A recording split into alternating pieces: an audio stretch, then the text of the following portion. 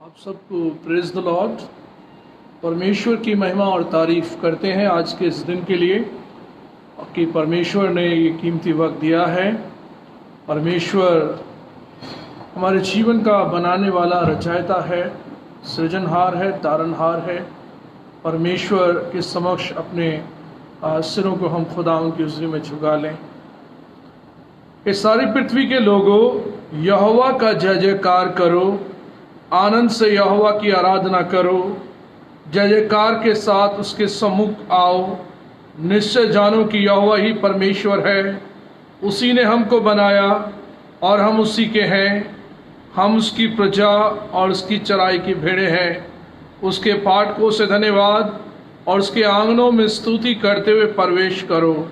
उसका धन्यवाद करो और उसके नाम को धन्य कहो, क्योंकि यहोवा भला है, उसकी करुणा सदा के लिए और उसकी सच्चाई पीढ़ी से पीढ़ी तक बनी रहती है। आमीन।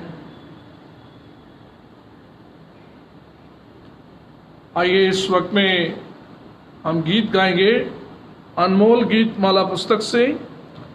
गीत का नंबर है 1। 1 नंबर गीत हम लोग मिलकर गाएंगे। हो तेरी स्तुति और आराधना करता हूँ मैं तुझसे ये प्रार्थना, महिमा से अपनी तू इस जगह को भर। जो भी तू चाहे तू यहाँ पे कर। हालेलुया, हालेलुया, हालेलुया, हालेलुया,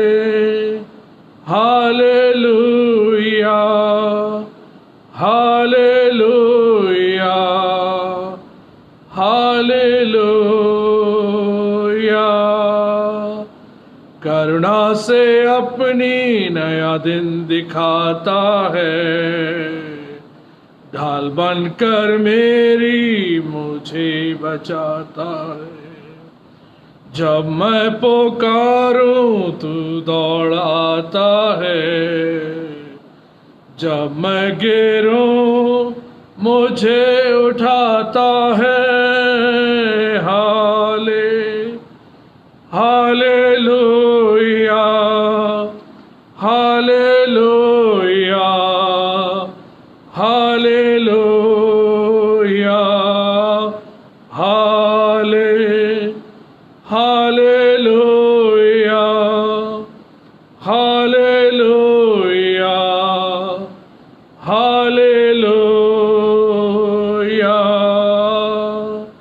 सारे जगत में तुझसा कोई नहीं, तुझको छोड़ कोई प्रभु है ही नहीं। घुटने में टेकूं सिर्फ तेरे सामने, तू है मेरा प्रभु, तू मेरा पिता। हालेलुया, हालेलुया, हालेलुया, हालेलुया,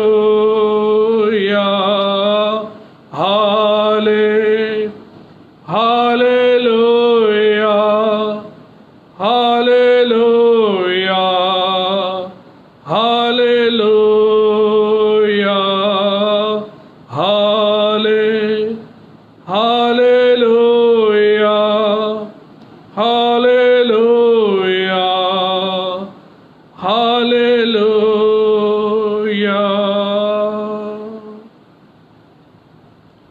आइए इस वक्त में परमेश्वर की हुजूरी में अपने सिरों को हम झुकाएं और हम दुआ मांगें। पवित्र पवित्र पवित्र सेनाओं के यहोवा, स्वर्ग में विराजमान परमेश्वर, आपकी तारीफ, आपकी महिमा हो इस समय के लिए। इस दिन के लिए, इस जीवन के लिए और जीवन से जुड़ी तमाम आशीषों के लिए प्रभु आपका हम धन्यवाद करते, आपका गुणगान करते, आपकी महिमा करते, आपकी तारीफ करते खुदावन कि आपने हमें जीवतों की ज़मीन पर प्रभु रखा है। और प्रभु ये आपका बड़ा अनुग्रह है, आपकी दया, आपकी करुणा है कि परमेश्वर आपके प्रेम में होकर ये जीवन हमको मिला। एक नई जिंदगी आपके द्वारा हम सबको प्राप्त है। हम परमेश्वर आपको धन्यवाद करते हैं और आपकी आराधना स्तुति करते हैं कि आप महान, दयालु, विलंब से कोप करने वाले, अति करुणा में परमेश्वर हैं। आपके नाम को हम धन्यवाद करते और परमेश्वर आपको धन्य कहते कि आपने हम सबको संभाला, तमाम प्रकार से आपने हमारी रक्षा और रखवाली की, किसी भारी मुसीबत में पड़ने नहीं दिया, बल्कि आपका अनुग्रह का हाथ हम पर बना रहा। हम परमेश्वर आपको बारंबार धन्यवाद का ही बलिदान अर्पित करते हैं कि परमेश्वर आप दयालु परमेश्वर हैं, दया करने वाले प्रभु हैं। हम जानते हैं कि हम में कोई खास बात नहीं, ना कोई खूबी, ना कोई लियाकत, बल्कि परमेश्वर आपकी बड़ी मेहरबानियाँ हमारे जीवन पर हैं और आप हमसे प्रेम करते हैं और हमें एक नया जीवन परमेश्वर आपकी ओर से मिला कि हम परमेश्वर आपकी आराधना स्तुति करने पाएँ। हम धन्यवाद करते हैं आपके जीवित वचन बाइबल के लिए कि आपका जीवित वचन हमारी बुद्धि को स्पर्श करता है। आपका जीवित वचन हमें सहायता करता है कि हम किस प्रकार से और आगे बढ़ें। परमेश्वर हम आपके नाम को धन्यवाद करते हैं। धन्यवादी हैं प्रभु आपकी विश्वास योग्यता के लिए, आपके महान प्रेम के लिए। प्रभु हम आपका धन्यवाद करते हैं कि ऐसा अनोखा प्रेम जो आपने हमसे किया, हम परमेश्वर आपको धन्यवाद का ही बलिदान अर्पित करते हैं और प्रार्थना करते हैं इस वक्त में पूरे विश्व के लोगों के लिए कि जब सब लोग इस महामारी के चलते परमेश्वर पिता अपने घरों में हैं, हमारी प्रार्थना है प्रभु उन लोगों के लिए जो कोरोना वायरस से ग्रसित हैं, बीमार हैं, हॉस्पिटलाइज हैं। परमेश्वर अपनी सामर्थ के हाथ को आप बढ़ाकर उन सब रोगियों को परमेश्वर आप चंगाई दें। आपकी करुणा, आपकी दया से वे सब बचाए जाएं। परमेश्वर पिता हमारी प्रार्थना है कि आपके द्वारा रोगी बच जाएगा और परमेश्वर आपके द्वारा वे जीवन पाएं और कोरोना वायरस को परमेश्वर आप नाश करें प्रभु, ताकि सब लोग जैसे पहले की तरह अपने ज़िंदगी में आप बाहर निकल कर प्रभु आपकी तारीफ और महिमा कर सकें। इस संसार के लोग परमेश्वर आपके नाम की तारीफ और महिमा करने पाएं, क्योंकि प्रभु आप चंगाई के देने वाले पिता हैं। आपके द्वारा प्रभु ये जीवन हम सबको मिला है और इस खूबसूरत दुनिया को परमेश्वर आप ही ने बनाया है। हम सब आपके हाथों की रचना है। परमेश्वर अपनी दया, अपनी करुणा के हाथ को आप बढ़ाएं। हम सब लोगों पर परमेश्वर अपनी दया, अपनी करुणा के हाथ को बढ़ाकर आप प्रभु हर एक को आप छुएं जो बीमार हैं। परमेश्वर आपकी चंगाई हर एक के जीवन में आए और आपके नाम को प्रभु महिमा मिले।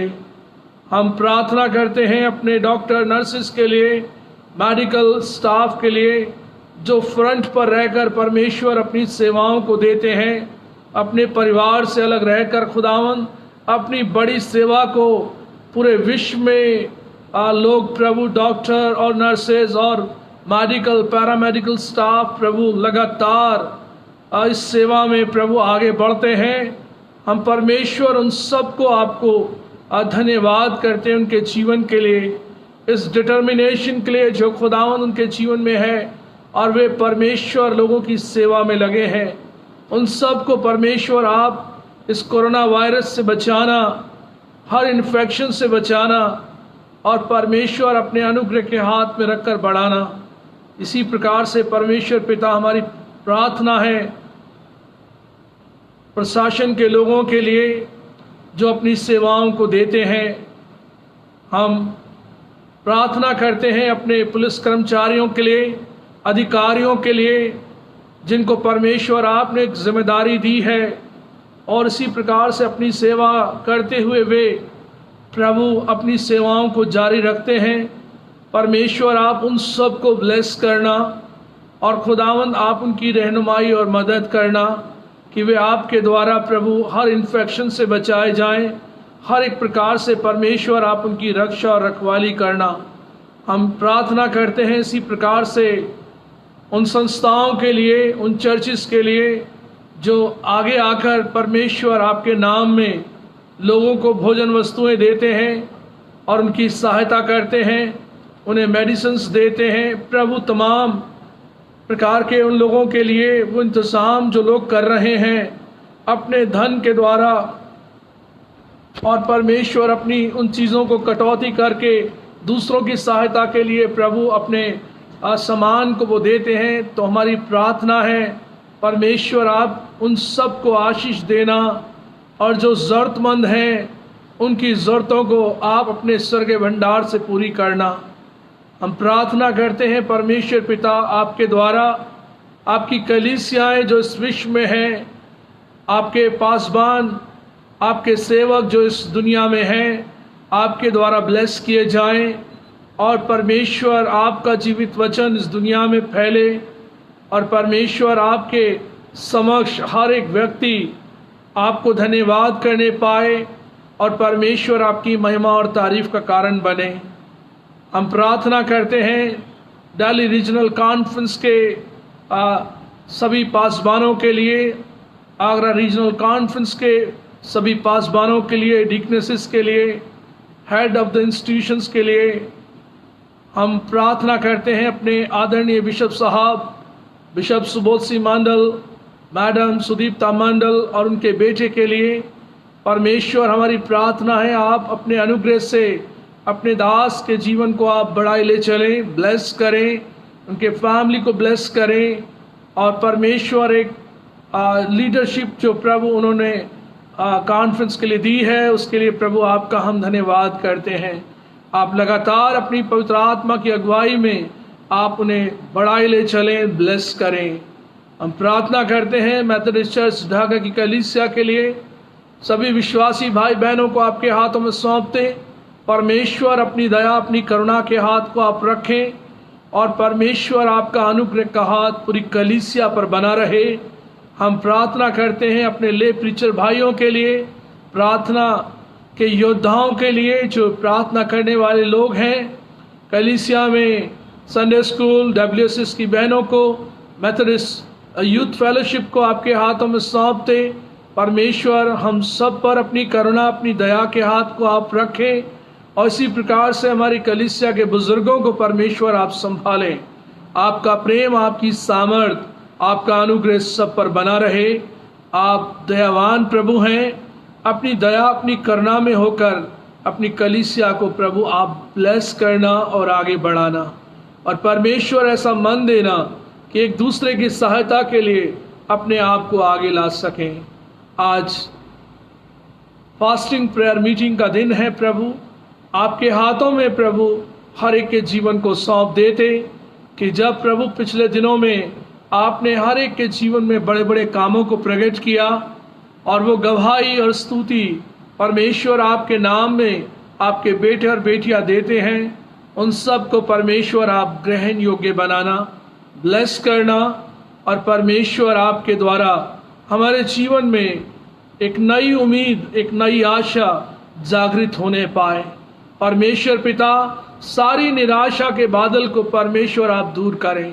जो नेगेटिविटी इस दुनिया में फैली हुई है इस कोरोना वायरस को लेकर, परमेश्वर हमारी प्रार्थना है आपके लोग परमेश्वर बचाए जाएंगे, आपके लोग प्रभु संभाले जाएंगे, आपके सामर्थ्य के द्वारा प्रभु हर एक व्यक्ति बचाया जाएगा।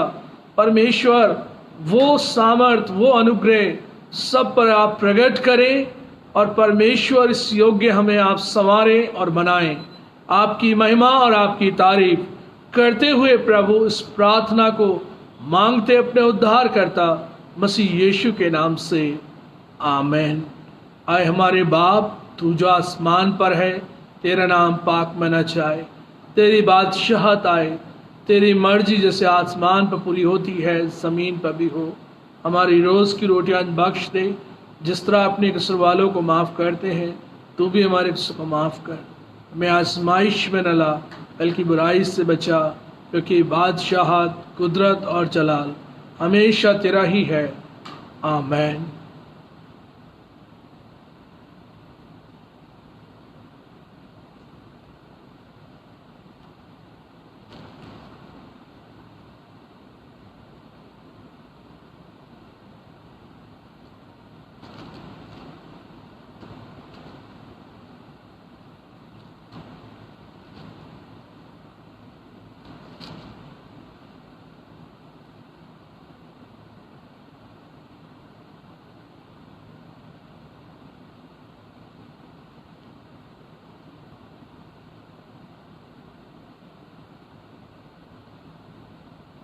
परमेश्वर के पवित्र वचन बाइबल से इस वक्त में हम रिस्पॉन्सिव रीडिंग को करेंगे और भजन संहिता 30वां अध्याय साम 30 इस वक्त में पढ़ेंगे। और पहला पद मैं पढ़ूंगा, दूसरा पद आप सब जो अपने घरों पर हैं अपनी अपनी बाइबल आप ज़रूर से खोल लें।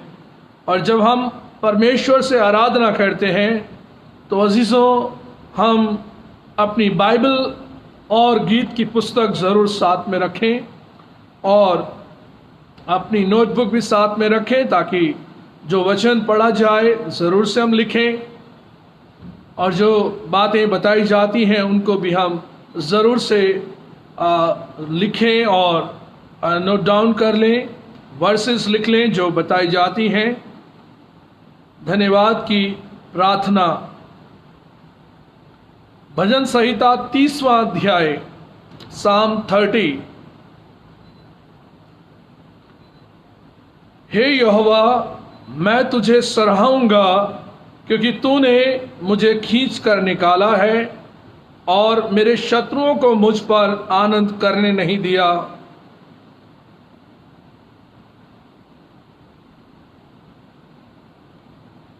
हे यहोवा, तूने मेरा प्राण अधोलोक में से निकाला है, तूने मुझको जीवित रखा और कब्र में पड़ने से बचाया है।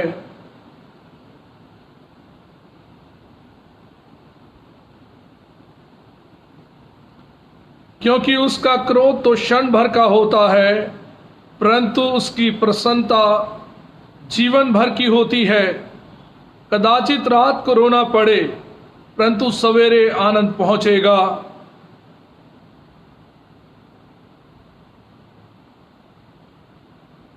हे यहोवा, अपनी प्रसन्नता से तूने मेरे पहाड़ को दृढ़ और स्थिर किया था।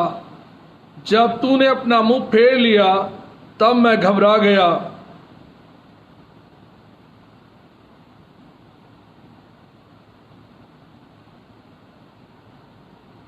जब मैं कब्र में चला जाऊंगा तो मेरे लहू से क्या लाभ होगा? क्या मिट्टी तेरा धन्यवाद कर सकती है? क्या वे तेरी सच्चाई का प्रचार कर सकती है?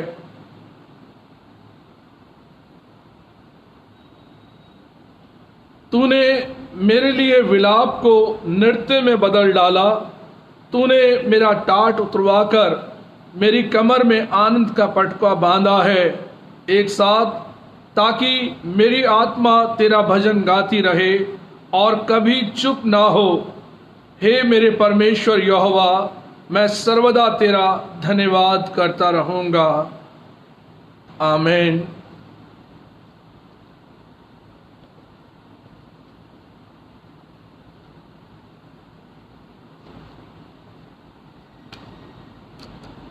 इस वक्त में एक और गीत हम लोग प्रभु की महिमा के लिए गाएंगे और गीत का नंबर है 29। प्रभु का धन्यवाद करूंगा, उसकी संगति में सदा रहूंगा, साथ चलूंगा मैं जय जरूर पाऊंगा। प्रभु का धन्यवाद करूंगा। 29 सॉन्ग नंबर हम लोग गाएंगे।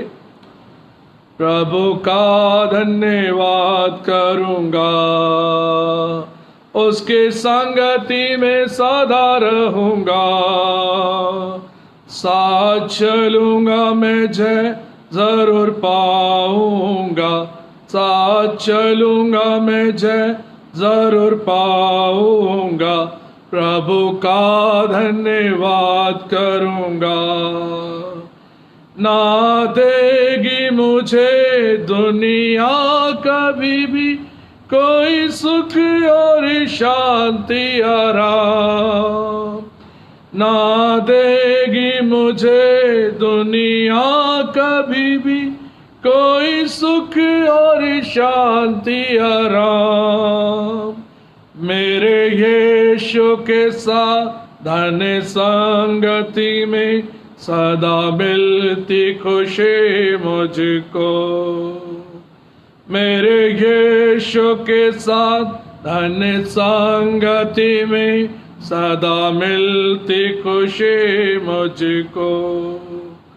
प्रभु का धन्यवाद करूंगा।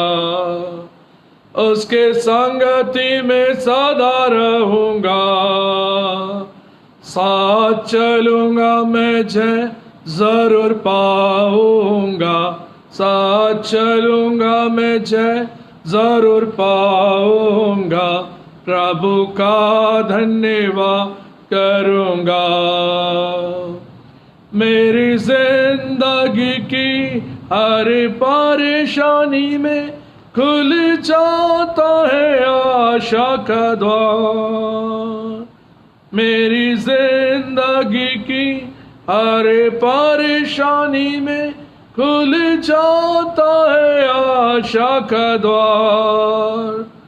कभी ना डरूंगा, कभी ना हटूंगा, चाहे जान भी देना पड़े। कभी ना डरूंगा, कभी ना हटूंगा, चाहे जान भी देना पड़े। प्रभु का धन्यवाद करूंगा। उसके संगति में सदा रहूंगा। साथ चलूंगा मैं, जय जरूर पाऊंगा। साथ चलूंगा मैं, जय जरूर पाऊंगा। प्रभु का धन्यवाद करूंगा। कितना अच्छा है वो, कितना धन्य है वो, यीशु ही मेरे जीवन का साथी। कितना अच्छा है वो, कितना धन्य है वो, यीशु ही मेरे जीवन का साथी। मेरे जरूरतों को पूरा करता है वो, कोई घटे नहीं मुझको। मेरे जरूरतों को पूरा करता है वो, कोई घटे नहीं मुझको। प्रभु का धन्यवाद करूंगा। उसके संगति में सदा रहूंगा। साथ चलूंगा मैं, जय जरूर पाऊंगा। साथ चलूंगा मैं, जय जरूर पाऊंगा। प्रभु का धन्यवाद करूंगा। मेरी आयु के दिन पग पग में सदा तेरी सेवा को पूरी करूंगा। मेरी आयु के दिन पग जग में सदा तेरी सेवा को पूरी करूंगा। एक बात समान चलता रहूंगा, तेरी महिमा मेरी कामना। एक बात समान जलता रहूंगा, तेरी महिमा मेरी कामना। प्रभु का धन्यवाद करूंगा। उसके संगति में सदा रहूंगा। साथ चलूंगा मैं, जय जरूर पाऊंगा। साथ चलूंगा मैं जरूर पाऊंगा, प्रभु का धन्यवाद करूंगा। परमेश्वर का धन्यवाद हो। ये समय परमेश्वर की ओर से है और हर पल जो परमेश्वर हमें देता है हम उसका धन्यवाद करें, और जितना भी उसको धन्य कहें वो हमारे जीवन के लिए कम है, क्योंकि उसकी करुणा, उसकी दया हमारे जीवन पर बड़ी है। और वो करुणा निधान परमेश्वर है, वो दुख देकर पछताने हारा परमेश्वर है। हम परमेश्वर की उपस्थिति में अजीज़ों अपने आप को लेकर आएं और परमेश्वर के हुजूर अपने सिरों को झुकाएं और दुआ मांगें। हमारे अनुग्रहकारी, सामर्थी, दयावान परमेश्वर पिता, धन्यवाद धन्यवाद धन्यवाद प्रभु केवल आपको देते, आपकी आराधना, आपकी स्तुति और आपकी महिमा करते। ये दिन आपके अनुग्रह से परमेश्वर हमको मिले हैं, कोई खूबी, कोई लियाकत की वजह से नहीं। आपकी दया, आपकी करुणा बड़ी है। आपको स्मरण करके प्रभु आपका हम धन्यवाद करते। ये कीमती वक्त जब परमेश्वर आपने दिया, फेसबुक के माध्यम से परमेश्वर आपके पवित्र वचन को यहाँ पर हम बोते हैं। प्रभु आपके सुनने वाले बेटे और बेटियाँ इसके द्वारा लाभ उठाएं और परमेश्वर ब्लेस किए जाएं।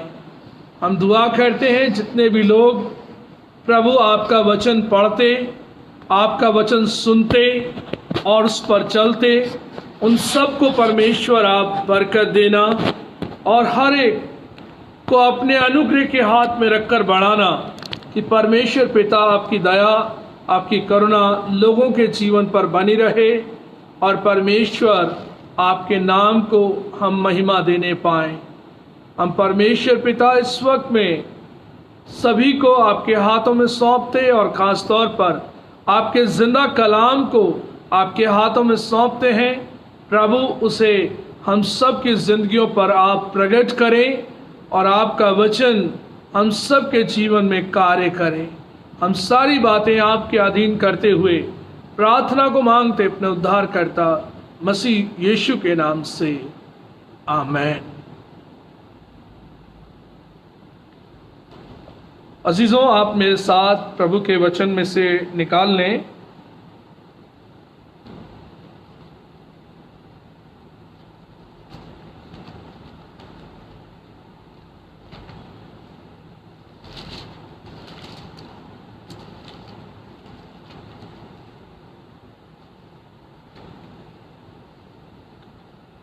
परमेश्वर के वचन से हम देखेंगे याकूब की पत्री, उसका 5वां अध्याय।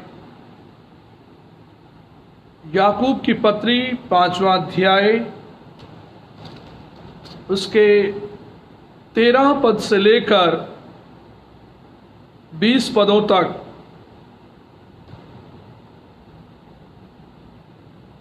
याकूब की पत्री उसका 5वां अध्याय 13 पद से लेकर 20 पदों तक। यहाँ पर इस प्रकार से लिखा है, यदि तुम में कोई दुखी है तो वह प्रार्थना करे, यदि आनंदित है तो वह स्तुति के भजन गाए। यदि तुम में कोई रोगी है तो कलीसिया के प्राचीनों को बुलाए और वे प्रभु के नाम से उस पर तेल मलकर उसके लिए प्रार्थना करें, और विश्वास की प्रार्थना के द्वारा रोगी बच जाएगा और प्रभु उसको उठाकर खड़ा करेगा। और यदि उसने पाप भी किए हों तो उनकी भी क्षमा हो जाएगी। इसलिए तुम आपस में एक दूसरे के सामने अपने अपने पापों को मान लो और एक दूसरे के लिए प्रार्थना करो, जिससे चंगे हो जाओ। धर्मी जन की प्रार्थना के प्रभाव से बहुत कुछ हो सकता है। एलिया भी तो हमारे समान दुख सुख भोगी मनुष्य था। और उसने गिड़गिड़ाकर प्रार्थना की कि मैं ना बरसे, और 3.5 वर्ष तक भूमि पर मैं नहीं बरसा। फिर उसने प्रार्थना की तो आकाश से वर्षा हुई और भूमि फलवंत हुई। हे मेरे भाइयों, यदि तुम में से कोई सत्य के मार्ग से भटक जाए और कोई उसको फेर लाए, तो वह ये जान ले कि जो कोई किसी भटके हुए पापी को फेर लाएगा, वह एक प्राण को मृत्यु से बचाएगा और अनेक पापों पर पर्दा डालेगा। परमेश्वर पिता अपने पवित्र वचन के पढ़े और सुने जाने पर अपनी आशीष को दे। आमीन।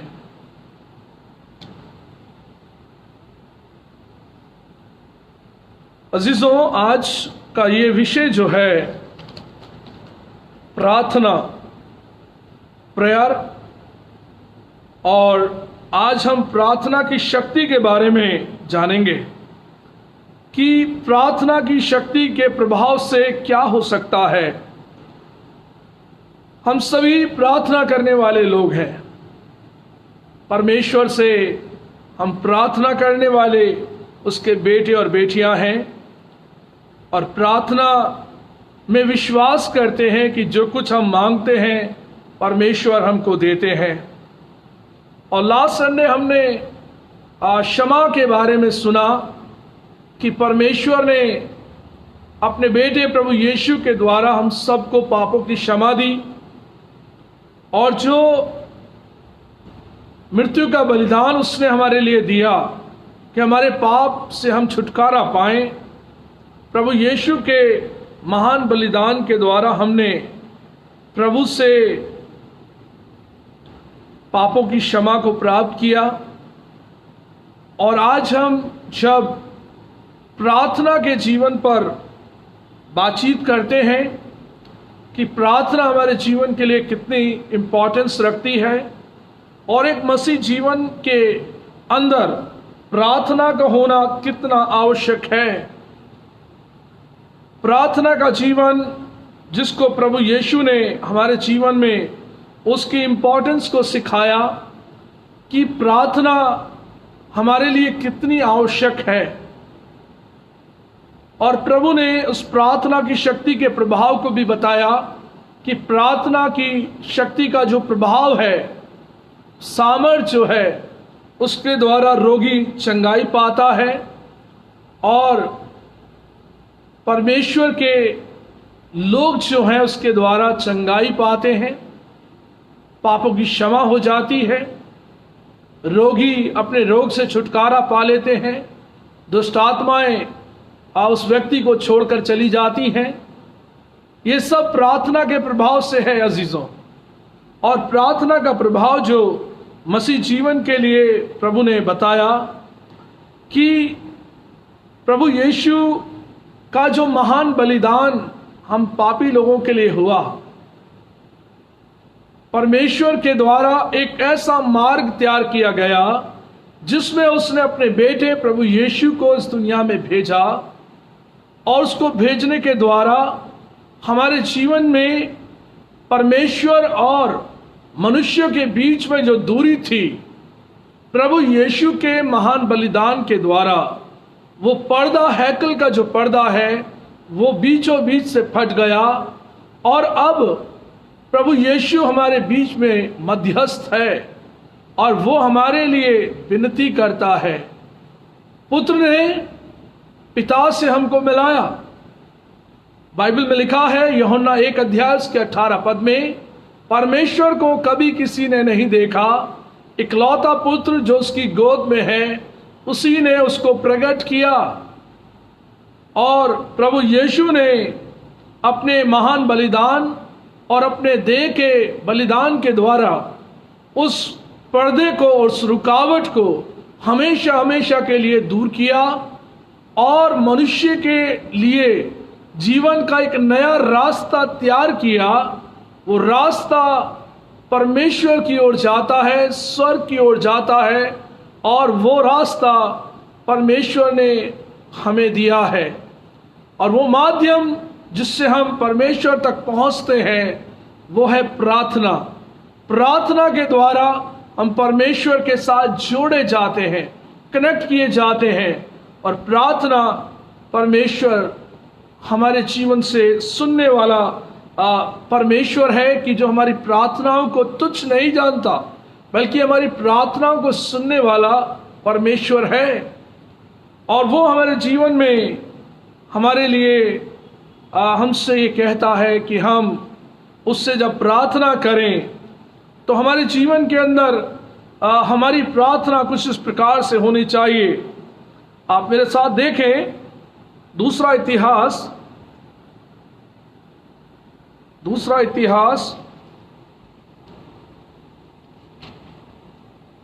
उसका 7वां अध्याय, उसके 14 और 15 और 16 पद हम यहां पर पढ़ेंगे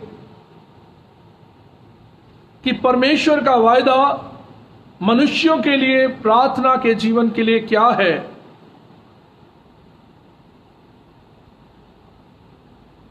दूसरा इतिहास 7वां अध्याय 14, 15, 16 पद। तब यदि मेरी प्रजा के लोग जो मेरे कहलाते हैं दीन होकर प्रार्थना करें और मेरे दर्शन के खोजी होकर अपनी बुरी चाल से फिरें, तो मैं स्वर्ग में से सुनकर उनका पाप क्षमा करूंगा और उनके देश को ज्यों का त्यों कर दूंगा। अब से जो प्रार्थना इस स्थान में की जाएगी उस पर मेरी आंखें खुली और मेरे कान लगे रहेंगे, क्योंकि अब मैंने इस भवन को अपनाया और पवित्र किया है कि मेरा नाम सदा के लिए इसमें बना रहे। मेरी आंखें और मेरा मन दोनों नित्य लगे रहेंगे। परमेश्वर के इस वचन में हमें एक बड़ा वायदा मिलता है, और वो वायदा प्रभु ने हमारी जिंदगी में किया। राजा सुलेमान ने जब परमेश्वर के भवन को बनाकर कंप्लीट किया तो उसके मन में एक विचार था कि परमेश्वर क्या जो इस दुनिया में नहीं समाता, क्या इस भवन में उपस्थित होगा। और वो एक सवालात के साथ परमेश्वर के पास अपनी बात को रखता है, गिड़गिड़ाकर प्रार्थना करता है कि प्रभु तेरे लोग जो हैं उन पर दया कर, अपनी करुणा के हाथ को बढ़ा। और परमेश्वर ने हमारे साथ यह वायदा किया और एक कंडीशन देकर हमसे कहा कि यदि मेरी प्रजा के लोग जो मेरे कहलाते हैं दीन होकर प्रार्थना करें। पहली बात जीवन में दीन होने के लिए है, नम्र और दीन होने के लिए है कि मेरी प्रजा के लोग जो मेरे कहलाते हैं दीन होकर प्रार्थना करें, नम्र होकर प्रार्थना करें। ये प्रभु की आज्ञा है कि हम प्रार्थना करें। प्रार्थना करने वाले बेटे और बेटियां बने। मेरे लोग दीन होकर, नम्र होकर मुझसे प्रार्थना करें। और प्रभु ने हमें दीन और नम्र होने के लिए कहा। और दूसरी बात में वो कहता है कि मेरे दर्शन के लगातार खोजी बने रहो, मुझे ढूंढते रहो, मुझे मेरी सामर्थ को खोजो। राजा दाऊद कहता है कि हम उसकी सामर्थ को खोजें, हम लगातार उसके दर्शनों के अभिलाषी बने रहें। जब हम खुदावंद के घर में आते हैं तो अजीजों हम चाहते हैं कि परमेश्वर की उपस्थिति को महसूस करें। परमेश्वर अपने घर में है और हम उसकी उपस्थिति को महसूस करते हैं कि परमेश्वर जो है प्रार्थनाओं को सुनने वाला प्रभु है।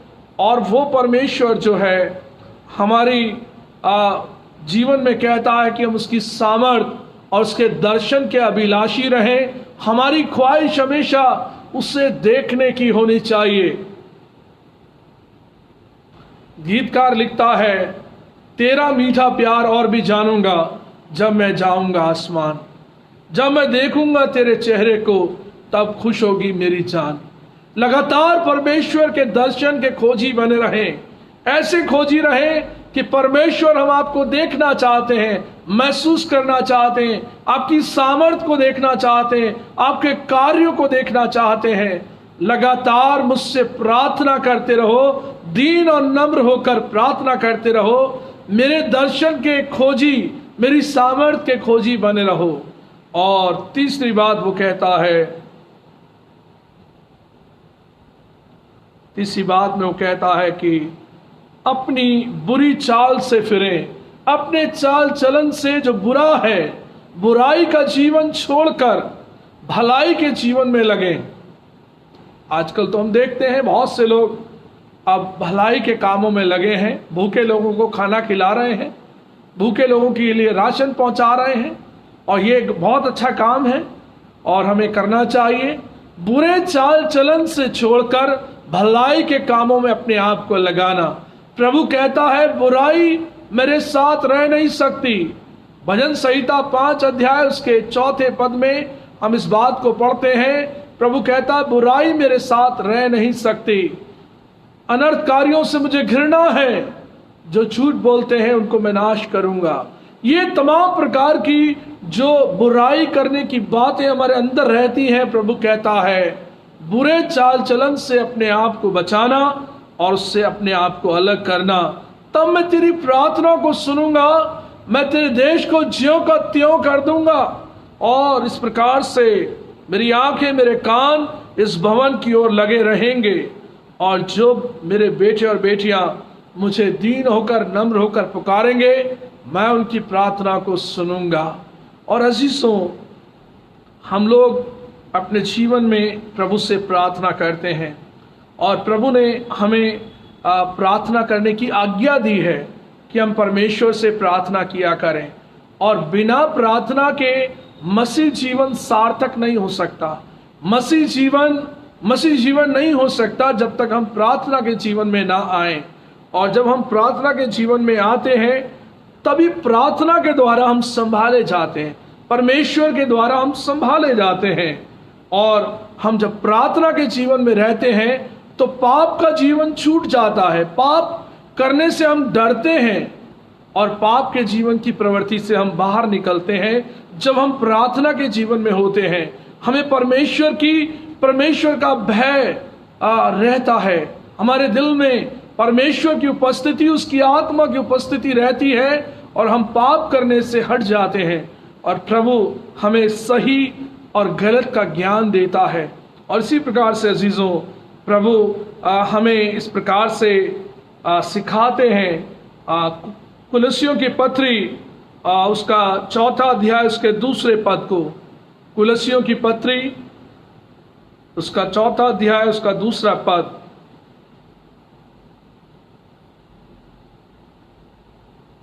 प्रार्थना में लगे रहो और धन्यवाद के साथ उसमें जागृत रहो। ये सेंट पॉल ने हमारे लिए कहा कि प्रार्थना में लगे रहो। कभी कभी हम प्रार्थना करके 2 मिनट में हट जाते हैं, हम कहते हैं बस हो गई प्रार्थना, बस एक बार कर ली बहुत है। कई बार हम लोग प्रार्थना को बहुत फॉर्मेलिटी में लेते हैं, प्रार्थना के जीवन को हम बहुत हल्का लेते हैं। प्रार्थना परमेश्वर से बात करना है। जब हम प्रार्थना करते हैं तो परमेश्वर हमारी बात सुन रहा है, और जब हम बाइबल पढ़ते हैं तब परमेश्वर की बात हम सुन रहे हैं, परमेश्वर की आज्ञा हम ले रहे हैं। जब हम बाइबल पढ़ रहे हैं और जब हम प्रार्थना कर रहे हैं तो परमेश्वर कहता है मेरे कान तुम्हारी ओर लगे हैं, मेरी आंखें तुम पर लगी हैं कि तुम किस प्रकार से प्रार्थना करते हो, किस प्रकार से मांगते हो, किस प्रकार से तुम्हारी विनतियां मुझ तक पहुंचाई जाती हैं। प्रभु कहता है कि प्रार्थना हमारे जीवन में फॉर्मेलिटी नहीं हो, हमारे जीवन में बस ये नहीं कि बस कर ली प्रार्थना हट गए, बहुत कैजुअल हम लोग रहते हैं इस बात को लेकर, बस प्रार्थना कर ली। राजा दाऊद अपने जीवन में 7 बार प्रार्थना करता, 7 टाइम, 7 बार एक दिन में प्रार्थना करता है। दानियल कहता है वो 3 बार प्रार्थना करने वाला योद्धा है। क्या प्रार्थना करता है, 7 बार क्या प्रार्थना करता है, वो तो दाऊद ही बताएगा। वैसे ही डैनियल बताएगा कि वो दिन में 3 बार क्या दुआ करता है। इसी प्रकार से प्रभु के दास और दासियां लगातार प्रार्थना में लगे रहे। और यहां भी हमारे जीवन में कहा गया सेंट पॉल के द्वारा, प्रार्थना में लगे रहो।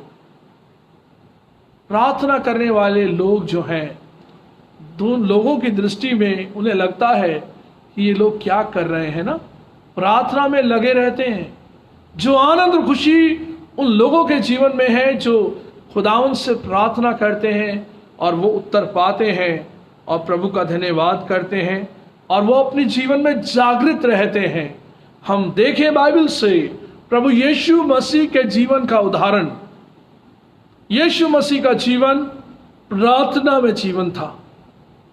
प्रभु यीशु मसीह ने पूरी रात जंगल में प्रार्थना में बिताई और लिखा है कि वो जंगल में प्रार्थना करने को चला गया और जब सुबह भोर हुई तो वो वापस वहां से लौटा।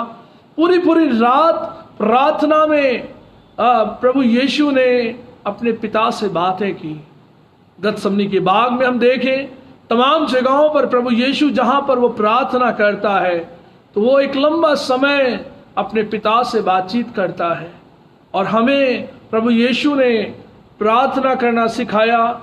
और इसी प्रकार से बाइबल में हम देखते हैं कि यीशु के चेलों ने कहा कि यूहन्ना ने अपने चेलों को प्रार्थना करना सिखाया, प्रभु आप भी हमें प्रार्थना करना सिखाएं। तो प्रभु ने कौन सी प्रार्थना करना सिखाया? प्रभु ने हमें लॉर्ड्स प्रेयर करना सिखाया। और वो लॉर्ड्स प्रेयर जो है अपने आप में कंप्लीट प्रेयर है, जिसे हम बहुत ही साधारण शब्दों में एक छोटी सी प्रार्थना समझकर हम लोग कंक्लूड में वो बोलते हैं अपने साथ, प्रभु की प्रार्थना, हे हमारे पिता तू जो स्वर्ग में है, तेरा नाम पवित्र माना जाए। एक बहुत ही बड़ा व्याख्यान इस पर है कि प्रभु यीशु ने हमें अपने पिता से प्रार्थना करना सिखाया, मांगना सिखाया। और इसी प्रकार से उस प्रार्थना में वो हमें अपने अपराधियों को क्षमा करने की विनती भी सिखाता है। परीक्षा में से बचने के लिए वो भी प्रार्थना में कहता है कि परीक्षा में ना पड़ें। और वो साथ ही साथ कहता है कि हम रोज की रोटी उससे मांगे। रोज की रोटी जो खुदा का कलाम है वो हम उससे मांगे, वो रोजाना हमको देगा। और ये सब बातें प्रभु ने हमें प्रार्थना में सिखाई कि हम प्रार्थना में प्रभु के साथ लगे रहें।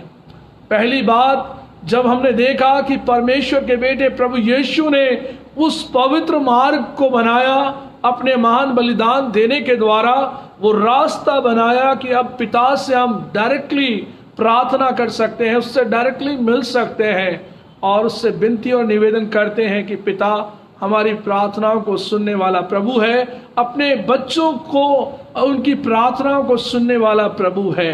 दूसरी बात में हम सीखते हैं कि पवित्र आत्मा हमको प्रेरणा देता है। पवित्र आत्मा की गाइडेंस से हम प्रभु से प्रार्थना करते हैं।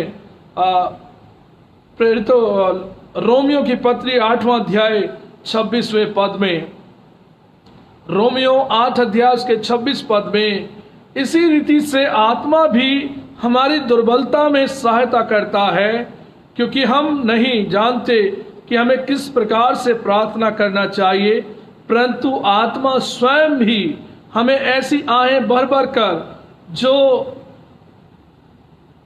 वर्णन से अपार है हमारे लिए विनती करता है।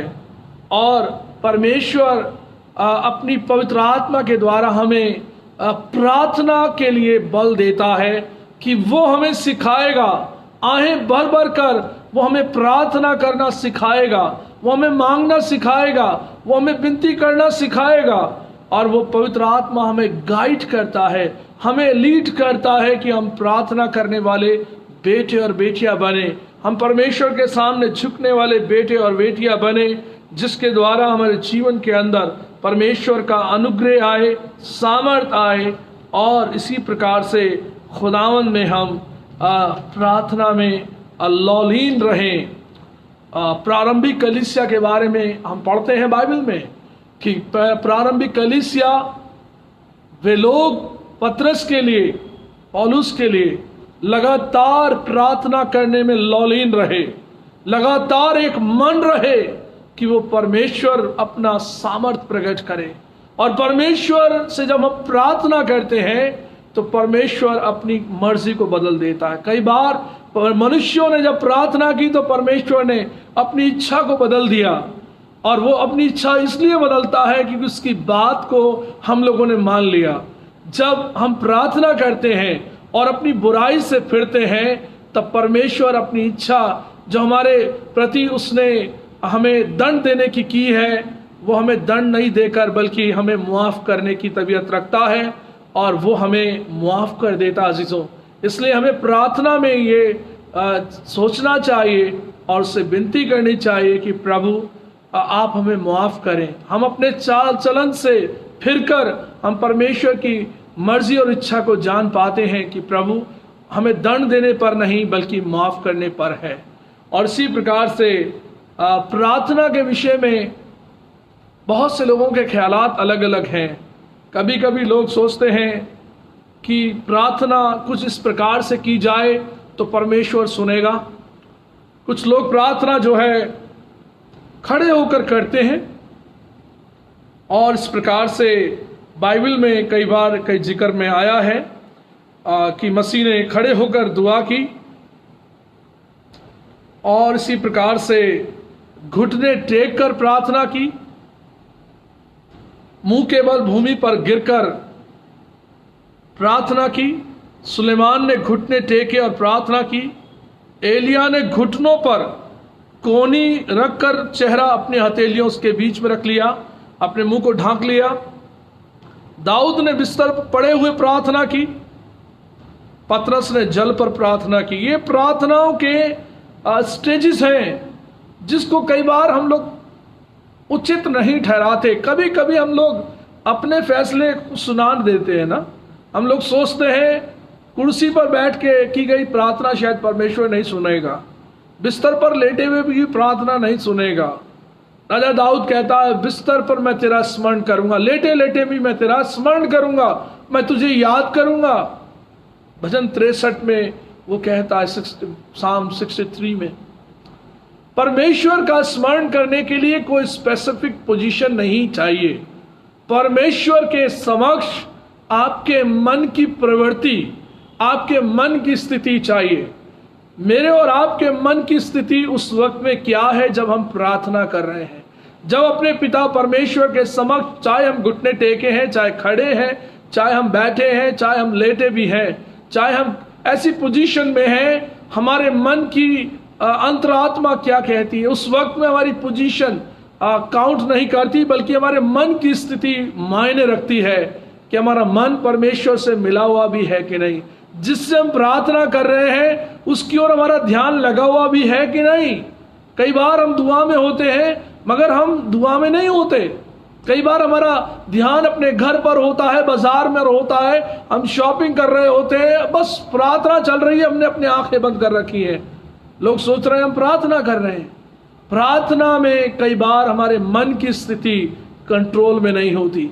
इसलिए प्रभु से अपने मन को लगाने की बात राजा दाऊद ने कही। राजा दाऊद कहता है, परमेश्वर मैं अपने मन को तेरी ओर उठाता हूं, तेरी ओर लगा लिया मैंने अपना मन। और जब मन लग जाता है अजीजों हमारा, तब फिर कहीं और भटकाव नहीं होता, बल्कि केवल परमेश्वर की ओर हम देखना सीख लेते हैं। और परमेश्वर की ओर हमारा जब मन लग जाता है तब हम उसकी आराधना, उसकी स्तुति हम करने पाते हैं। और प्रार्थना हमारे जीवन के अंदर पोजीशन नहीं बल्कि मन की स्थिति को बताता है कि हमारा मन जब परमेश्वर से कनेक्ट हो जाता है, जुड़ जाता है, तब परमेश्वर हमारे मनों के हाल को जानता है। चाहे मुंह से शब्द निकले या ना निकले, परमेश्वर एक मां से भी बढ़कर प्यार करने वाला प्रभु है। वो कहता है तेरे मन के विचारों को मैं दूर से ही समझ लेता हूं। और ऐसा ही एक एग्जाम्पल मैं देना चाहता हूं। हन्ना के जीवन के बारे में लिखा है कि हन्ना परमेश्वर की हैकल में आकर बिलक बिलक कर रो रही थी। होंठ हिलते थे, मुंह से कोई शब्द नहीं प्रकट होता था। और हन्ना की बात को परमेश्वर ने सुना। परमेश्वर ने उसके मन के विचारों को जाना कि वो क्या चाहती है, कि उसे एक पुत्र की आवश्यकता है। और परमेश्वर ने उसे एक बेटा दिया, जिसको हम बाइबल में देखते हैं कि जो बड़ा होकर शामुएल नबी बना। और इज़राइल का वो भविष्यद्वक्ता ठहराया गया। हम परमेश्वर के दास के जीवन के लिए धन्यवाद करते हैं कि माँ जिसकी होठों की प्रार्थना, इसके मन की प्रार्थना, जो वेदना बिलकना जो परमेश्वर के प्रति था, उसने उसे परमेश्वर से मिला दिया, कनेक्ट कर दिया और उसकी प्रार्थना स्वीकार्य हो गई।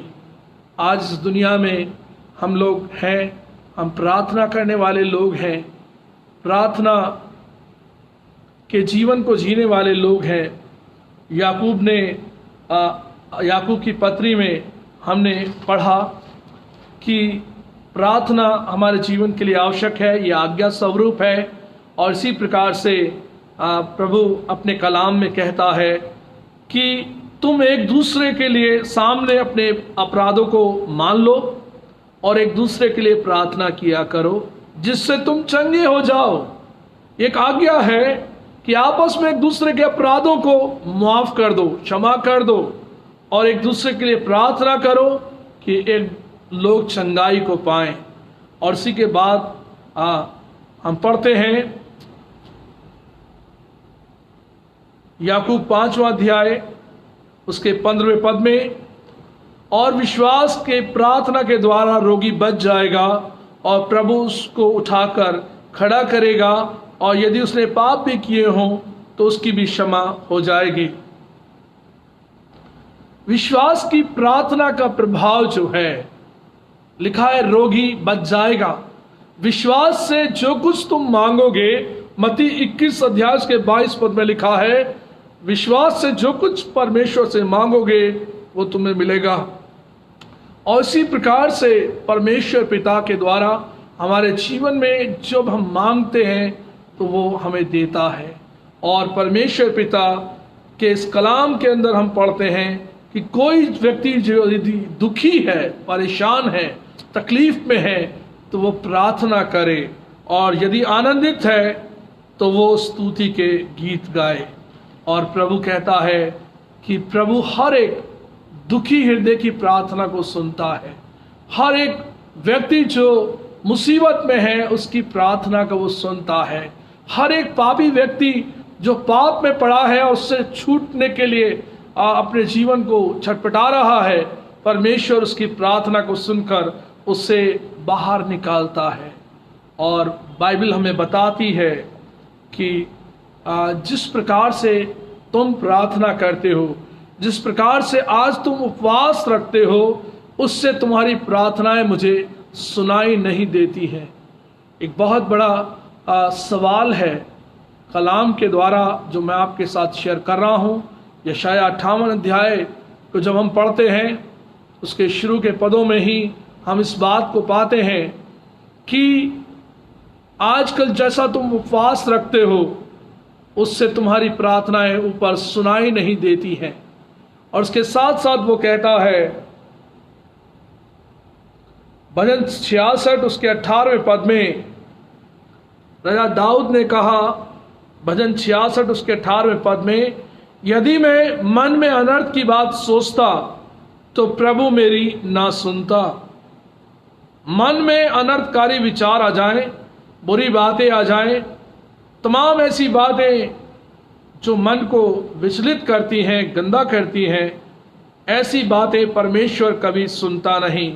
ये हमारी प्रार्थना में एक रुकावट का कारण है।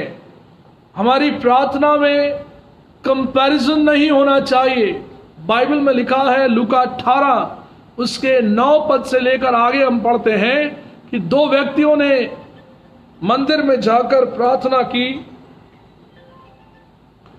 और प्रार्थना जब वो कर रहे थे तो एक व्यक्ति ने जो फरीसी था उसने अपने क्वालिटीज को बताया, परमेश्वर को बताया कि मैं कितना अच्छा व्यक्ति हूं,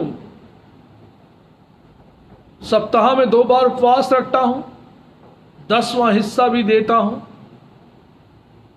किसी व्यक्ति पर अंधेर नहीं करता, कुल मिलाकर बहुत अच्छा व्यक्ति मैं हूं। आज की स्थिति में उस व्यक्ति ने परमेश्वर को अपना कंपैरिजन बताया, एक पापी व्यक्ति के साथ कंपेयर किया और कहा मैं इस पापी मनुष्य के समान भी नहीं हूं।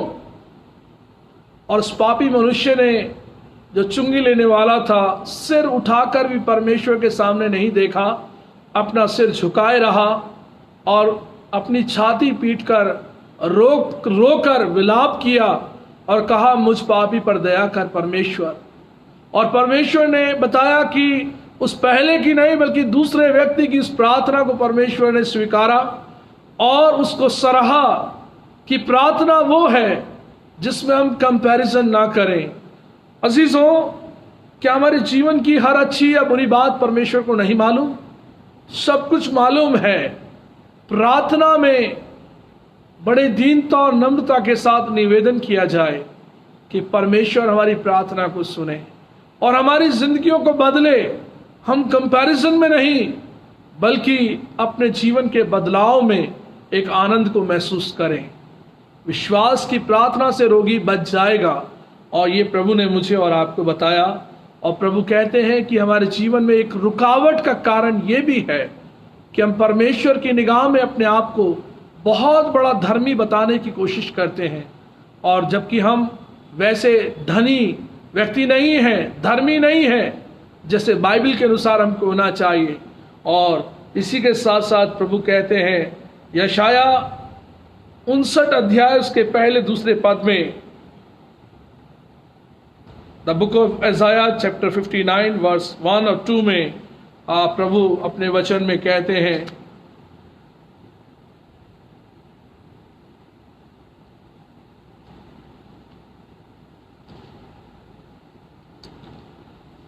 सुनो, यहोवा का हाथ ऐसा छोटा नहीं हो गया कि उद्धार ना कर सके, ना वो ऐसा बहरा हो गया कि सुन ना सके, परंतु तुम्हारे अधर्म के कामों ने तुमको तुम्हारे परमेश्वर से अलग कर दिया है और तुम्हारे पापों के कारण उसका मुंह तुमसे ऐसा छिपा है कि वह नहीं सुनता। परमेश्वर ने अपने कलाम में कहा कि हमारे पापों के कारण उसने अपना मुंह हमसे फेर लिया है कि वो हमारी नहीं सुनता। हम तौबा करें और प्रभु से क्षमा मांगकर प्रार्थना के जीवन में आए, ताकि हमारे जीवन की जो प्रार्थना की बाधाएं हैं, प्रार्थना पूरी ना होने की बाधाएं जो हैं, जो रुकावटें हैं, उसे परमेश्वर दूर करे और हमारी प्रार्थनाओं को सुनकर हमारे देश को, हमारे लोगों को ज्यों का त्यों वो कर दे और हमारी बीमारी को वो दूर करे। और खुदावन हमारी प्रार्थनाओं का सुनने वाला प्रभु है और वो कहता है कि हम अपने जीवन में इस बात को याद रखें कि प्रार्थना में जो रुकावट है उसका कारण हमारे जीवन में हमारे पाप हैं, जो परमेश्वर तक हमारी प्रार्थना को पहुंचने नहीं देते और परमेश्वर अपना मुख हमसे छिपा रखता है।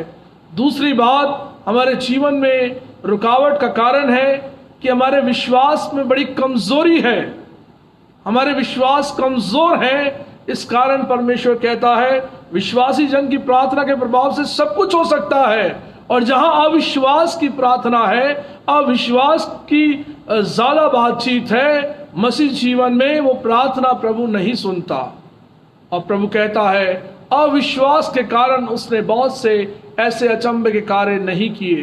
प्रभु कहता है विश्वास की घटी के कारण चेले दुष्ट आत्माओं को नहीं निकाल पाए, अविश्वास के कारण एक बच्चे को चेले चंगाई नहीं दे पाए। प्रभु कहता है हमारे जीवन के अंदर विश्वास की बढ़ोतरी होनी चाहिए। विश्वास की प्रार्थना के प्रभाव से, धर्मी जन की प्रार्थना के प्रभाव से बहुत कुछ हो सकता है और रोगी बच जाएगा। और इसी प्रकार से और आगे प्रभु का कलाम कहता है तीसरी बात में, हमारे अंदर क्षमा ना करने वाली आत्मा, दूसरों पर दोष लगाने वाली आत्मा मिलती है। हमारे अंदर जो क्षमा ना करने वाली आत्मा जो है वो हमेशा लोगों पर दोष लगाती है। जो सा मैंने एक एग्जाम्पल अभी दिया कि दोषारोपण करने वाला, एक दूसरे पर कंपैरिजन करने वाला व्यक्ति, फरीसी और एक चुंगी लेने वाले के बारे में बताया। फरीसी ने अपने बारे में अच्छी बातें बताई, मगर एक चुंगी लेने वाले को उसने बहुत नीचा और पापी व्यक्ति समझा। क्षमा ना करने की भावना हमारे जीवन के अंदर जब आ जाती है तो प्रभु हमारे इस जीवन की इस प्रार्थना को सुनता नहीं है। वो कहता है कि मैंने तुम्हारे बड़े बड़े लाल रंग के गुनाहों को मैंने श्वेत हिम की मानद कर दिया, और तुम अपने भाइयों के पापों को क्षमा नहीं करते, तुम अपने भाई बहनों को क्षमा नहीं करते। इसीलिए प्रभु कहता है कि क्षमा ना करने की आत्मा हमारे जीवन के अंदर हमारी प्रार्थनाओं को रोक देती है। और उसके लिए हम देखें मत्ती 5वां अध्याय उसके 22 और 23 पद में जो अपने भाई के विषय में बुरी बात कहता है, प्रभु कहता है कि वो व्यक्ति प्रभु की दृष्टि में ठीक नहीं है। यहाँ हम निकालें मत्ती 5 अध्याय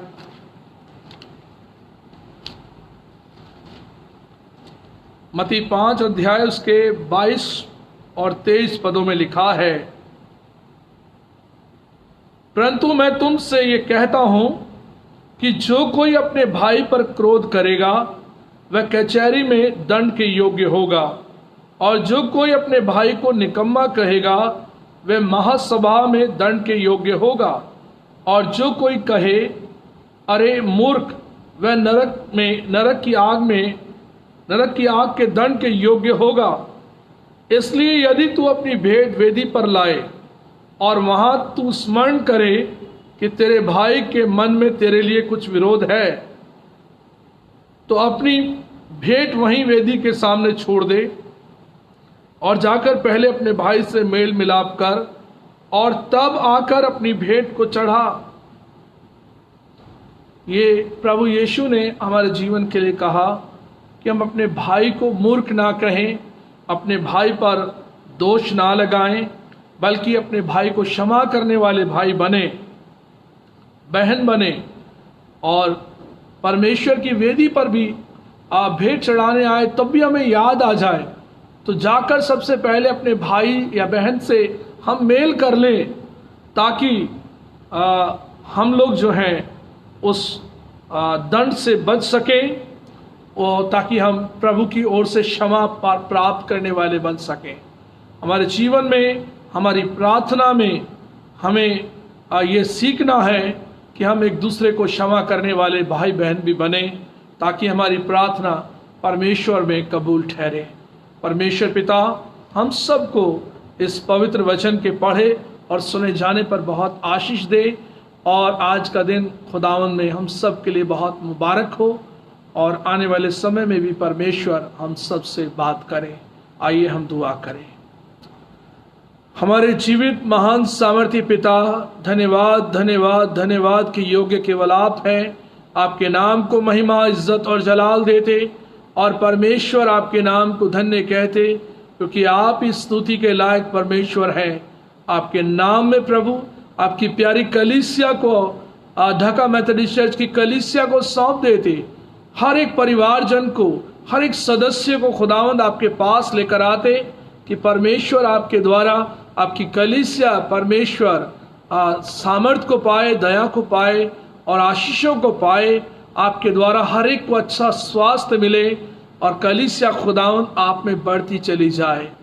प्रभु फेसबुक के माध्यम से जितने भी लोग आपके वचन को सुन रहे हैं, इस वचन को उन्होंने सुना, पढ़ा, और प्रभु आपकी प्रार्थना में सम्मिलित है, सभी को आप बरकत देना, अपनी आशीषों में बढ़ाना, वे भी परमेश्वर आप में बने रहकर आपकी महिमा और तारीफ का कारण बने। आने वाले दिनों के लिए प्रभु आप हमें तैयार करना, और परमेश्वर हमारे देश पर, हमारे देश के अधिकारियों पर आपकी आशीष, आपके अनुग्रह का हाथ बना रहे, और परमेश्वर हर एक जन स्वस्थ पाया जाए, और परमेश्वर आपकी महिमा और तारीफ का कारण बने।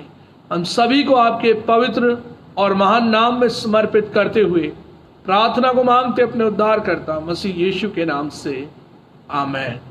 आए हमारे बाप, तू जो आसमान पर है, तेरा नाम पाक माना जाए, तेरी बादशाहत आए, तेरी मर्जी जैसे आसमान पर पूरी होती है ज़मीन पर भी हो। हमारी रोज़ की रोटियां बख्श दे, जिस तरह अपने कसूर वालों को माफ़ करते हैं, तू भी हमारे कसूर को माफ़ कर। मैं आजमाइश में न ला, बल्कि बुराई से बचा, क्योंकि बादशाहत, कुदरत और जलाल हमेशा तेरा ही है, आमेन। अब हमारे खुदावंद यीशु मसीह का फजल, खुद बाप की मोहब्बत और पाक रूह की रिफाकत और शराकत हम सब के साथ अब से लेकर हमेशा तक होती रहे, आमेन आमेन आमेन आमेन।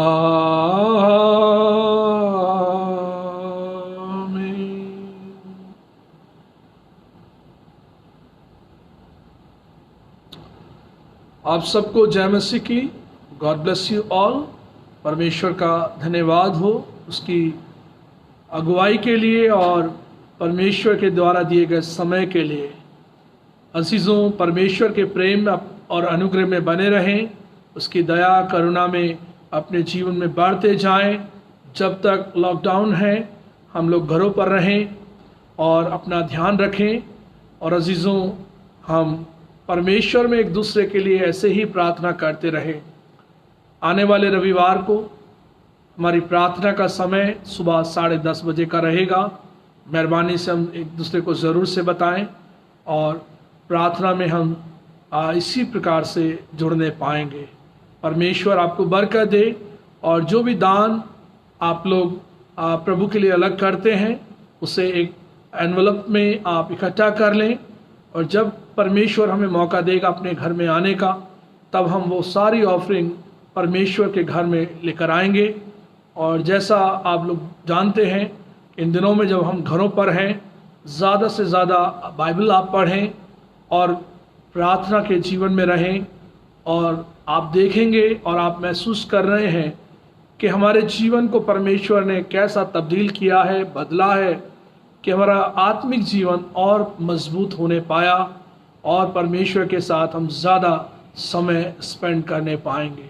परमेश्वर आप सबको बहुत बरकत दे। आमीन। God bless you all. Thank you.